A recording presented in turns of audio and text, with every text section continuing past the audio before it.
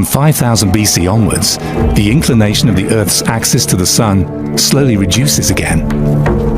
The monsoon rains become weaker, and not only the vegetation retreats. On a narrow, fertile strip along the Nile, the climate refugees find a new home.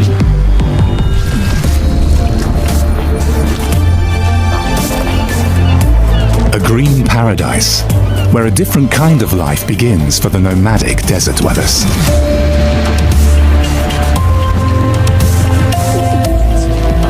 Instead of wandering around as hunter-gatherers, they now practice agriculture and cattle breeding.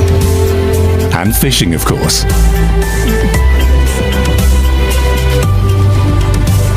Settling down is the prerequisite for the emergence of the first advanced civilization around the Mediterranean. And the Egyptians know exactly to whom they owe this new life of prosperity. Welcome to Kurta, Joanne. Thank you so much for letting me come here. It's incredibly exciting. It's the first time you're here, I suppose. Yes. Nothing escapes the sharp eye of Dr. Dirk Huyger, and he's got something very special to show me. Not many people have been here before you because it's a quite recent discovery.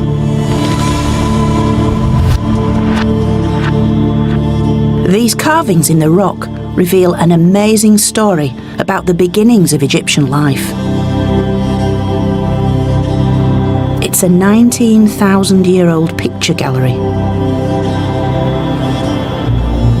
complete with its own hippo.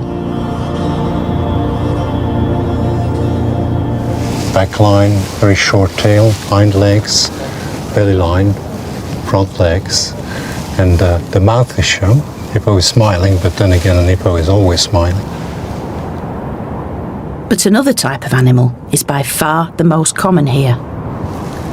That's cattle. It's not just cattle. It is the mighty aurochs, the wild buffet, wild cattle. And the extremely powerful images that seem to be in movement. They are, they're charging down towards us, aren't they? These wild aurochs were ancestors of the domestic cow. And nearly 20,000 years ago, beef was the main thing on the menu.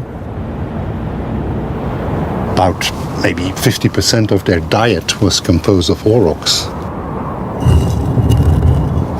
So they were experts and masters in representing this animal.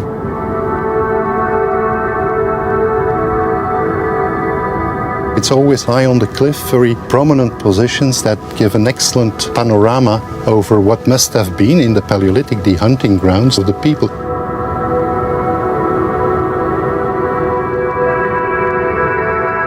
It's easy to picture these early hunters here as they tracked their prey.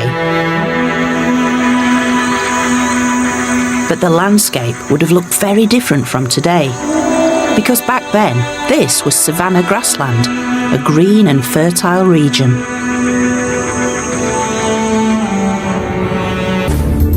Ancient reliefs show, even for life in the hereafter, the ancient Egyptians could imagine nothing more beautiful than the Nile, which gave them everything they needed. The images of fishermen and hunters are painted blessings for a good life after death.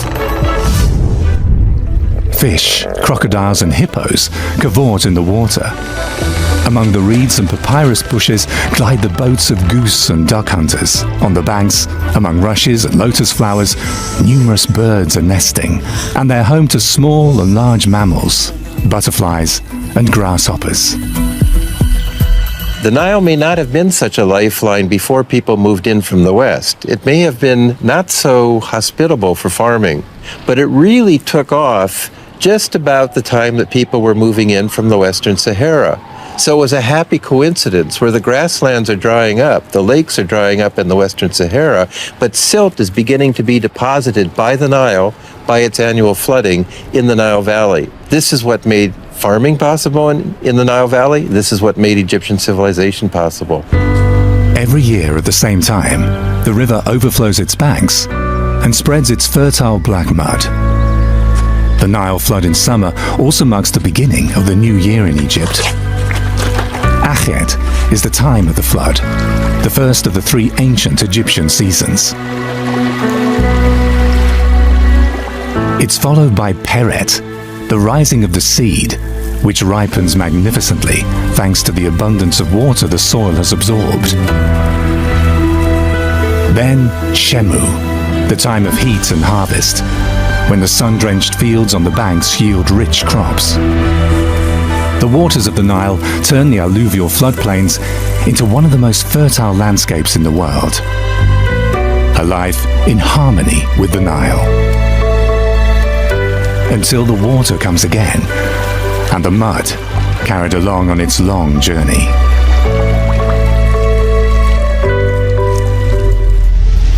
The mixture of clay and mud isn't only a beneficial fertilizer for the fields.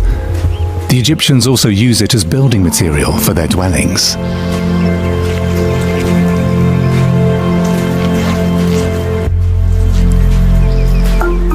Bricks can be made with it using simple wooden molds. Sand and straw are added for stability. Then the bricks are air-dried. It's an economical and sustainable method of construction, as the Nile constantly provides for replenishment. Do we have any idea why these creatures were engraved on these rocks here? We can guess, Joanne, but we don't know. Maybe they wanted to influence the hunting. Maybe this is some sort of hunting magic.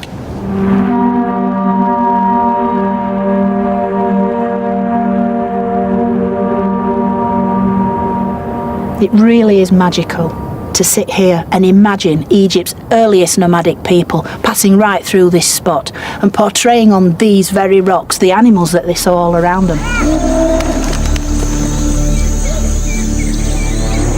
Human figures and boats joined the animals as the carvings became stranger and stranger.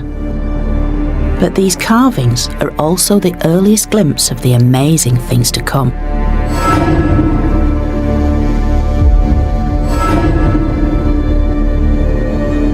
These are the first signs of what makes ancient Egypt, well, ancient Egypt.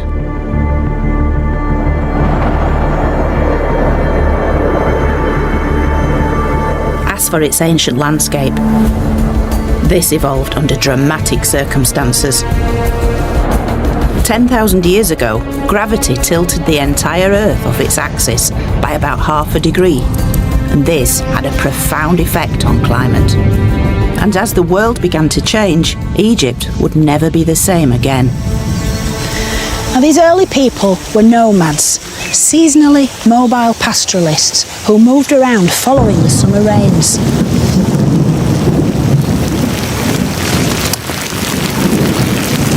And these rains really were the vital, life-bringing force which created the greenery on which wild animals depended. But of course, with climate change, these rains began to dry up. Okay, you can cut the rain.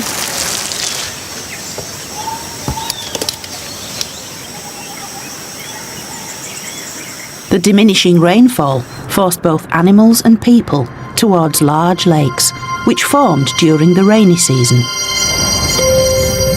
One such area is Playa, 100 kilometres southwest of Aswan. And here these nomadic hunters began to settle into communities.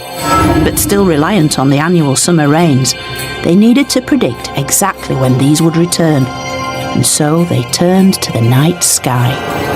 Welcome to the beginning of time. Quite literally, because this is Egypt's oldest calendar. At around 7,000 years old, this stone circle from Playa is the earliest evidence of how Egyptian weather forecasters became astronomers. It was the mud of Egypt that really made it successful, because you made your pots with it, you made your mud brick and your houses with it, you made your palaces with it, you made defensive walls with it. So really the mud of Egypt is its making, and in fact the name of Egypt for the ancient Egyptians is Kemet, which means black land, and that is because the color of the soil that was deposited after the flood was so black and dense, and this is what gave Egypt its name. Mud bricks remained the #1 building material of the Egyptians for thousands of years. As early as 5,000 years ago, most of the dwellings in the cities were made of the mud of the Nile. Only what is meant to last forever is built of solid stone, like the pyramids of Giza, or the magnificent temple complexes in Luxor, highlights of Egyptian stone architecture. The ancient historian Herodotus called Egypt a gift of the Nile. The Nile is the pride of the Egyptians, a gift of the gods, exclusively for their chosen people who are supposed to live a life of plenty. Accordingly, the gods of the Nile are worshipped with zeal.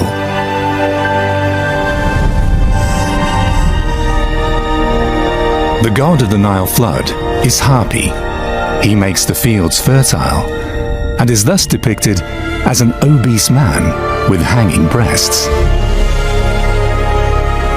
Then there is the creator goddess, Tueris. She appears as a pregnant hippopotamus with a crocodile head and lion's legs.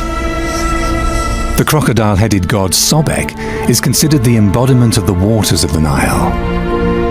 He also rules over the fertile Fayum region.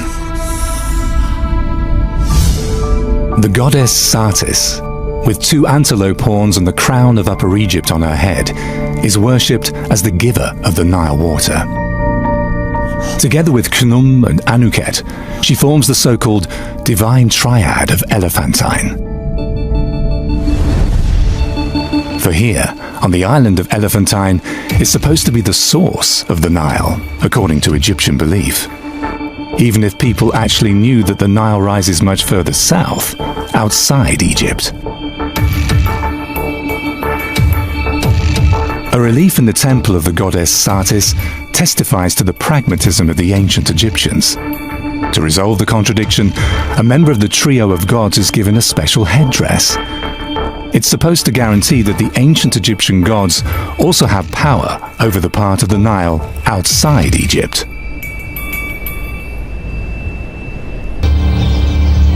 They aligned its central stones to the circumpolar stars, visible in the night sky all year round.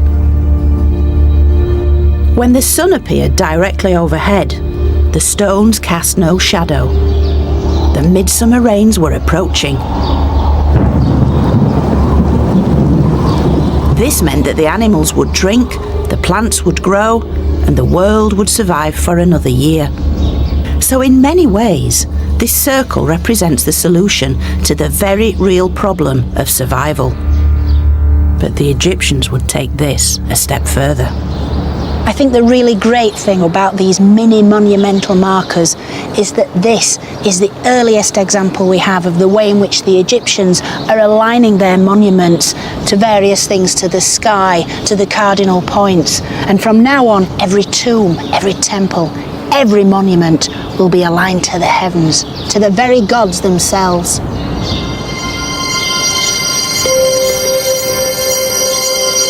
If the stars and the rain were this closely linked, then this world and the next must be one and the same. Now this has been described as Egypt's earliest sculpted stone monument and dates from around 5000 BC. This chunk of sandstone was quarried over a mile away from where it was eventually discovered. This certainly suggests a kind of sense of community where people were already working together to achieve a desired aim. In this case, the stone was hauled into place, and then there are clear signs that it's been sculpted into a specific shape. Now you might have to go with me on this, but some believe that this is in fact a cow,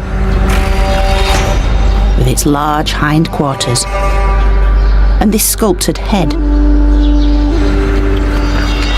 Now the cow was a vital part of everyday life for these people. It was a source of meat, of milk and of blood, key sources of protein they needed to keep them healthy.